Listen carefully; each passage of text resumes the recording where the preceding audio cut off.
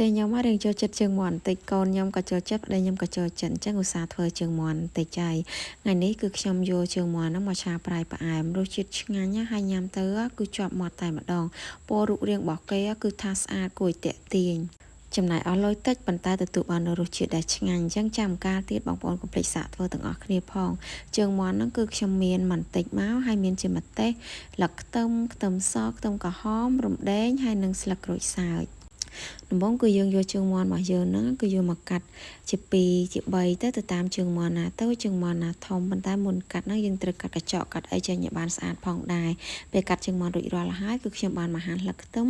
ដែលយើងហាន់រៀងទៅវិញប្រហែលជាមួយថ្នាំងដៃ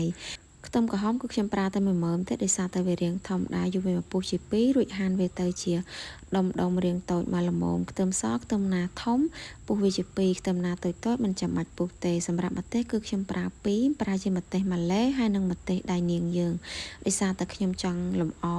ពណ៌វាឲ្យស្អាតហើយនឹងវាអត់សូវមានរសជាតិហឹរទេបន្ទាប់មកទៀតគឺដាក់ប្រេងឆាចូលទៅក្នុងខ្ទះទុកឲ្យរាងក្តៅយកជើងមាន់ហ្នឹងគឺយកមកដាក់លីងជាមួយនឹងប្រេងឆាហ្នឹងដើម្បីឲ្យរាងបានឆ្អិនមកល្មមហើយនៅពេលដែលយើងដាក់បំពងឬក៏លីងជើងមាន់ហ្នឹងវាអាចផ្ទុះតិចអញ្ចឹងយើងអាចរោយម្សៅបន្តិចមកម្សៅអីក៏បានដែរម្សៅឆាម្សៅមីឬក៏ម្សៅបំពងយើងដាក់អញ្ចឹងទៅវាជួយកាត់បន្ថយការផ្ទុះដែរហើយកំឡុងពេលដែលយើងដាក់លីងជើងមាន់ហ្នឹងគឺអាចបន្ថែមជាមួយនឹងលឹកក្រូចសើចជាមួយនឹងរំដេងបន្តិចដើម្បីជំនួយឲ្យជើងមាន់របស់យើងហ្នឹងគឺមានក្លិនឈ្ងុយពេលដែលលីងបានមើលទៅក្រៀមល្អប្រព័ន្ធហ្នឹងហើយគឺស្រង់ដាក់ទៅក្នុងកញ្ច្រែងមួយដើម្បីរៀងស្រស់ប្រេងឆាតំណងខ្លាំងមែនទែនចូលដល់របៀបនៃការឆាតែម្ដងគឺដាក់ប្រេងឆាចូលទៅក្នុងខ្ទះនឹង1ស្លាបព្រាបាយដាក់ខ្ទឹមសដែលយើងបានចិញ្ច្រាំរួចយកមកឆារំលីងដើម្បីខ្ទឹមសរាងឡើងក្លិនឈ្ងុយហើយនឹងមានពណ៌រាងក្រហមស្អាតបន្តមកគឺដាក់ស្ករត្នោតនឹងគឺចំនួនកន្លះស្លាបព្រាបាយយកវាមកឆាជាមួយនឹងខ្ទឹមសដើម្បីឲ្យវារាងឡើងជើងក្រង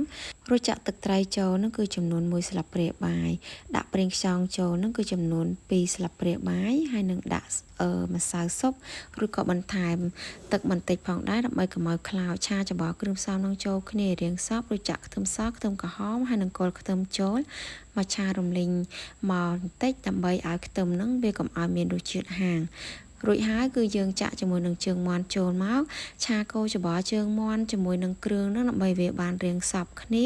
រួចយើងអាចទុកចោលមកសន្ទុះដើម្បីវាកាន់តែចូលជាតិបានល្អមើលទៅថាជើងមាន់ចូលជាតិបានល្អប្រព័ន្ធនឹងហើយគឺចាក់ម្ទេសចូលរួចដាក់ជាមួយនឹងស្លឹកខ្ទឹមពេលដាក់បែបហ្នឹងទៅគឺឃើញថាជើងមាន់របស់យើងកាន់តែបង្កើននៅរូបសម្រស់គួរឲ្យទាក់ទាញហើយយើងឆាកូរច្បល់2-3ត្រឡប់ទៀតគឺឃើញថារួចរាល់ជាការស្រេចតំណងខ្លាំងមែនទែនហើយធ្វើគឺថាលឿនទេប៉ុន្តែញ៉ាំវិញគឺថាដឹងតែជាប់ចិត្តហើយមុខនេះចង់ធ្វើញ៉ាំលេងក៏បានឬធ្វើញ៉ាំជាមួយនឹងបាយក៏ត្រូវដែរគ្រាន់ថាជាទូទៅបើផ្ទះខ្ញុំចូលចិត្តធ្វើញ៉ាំលេង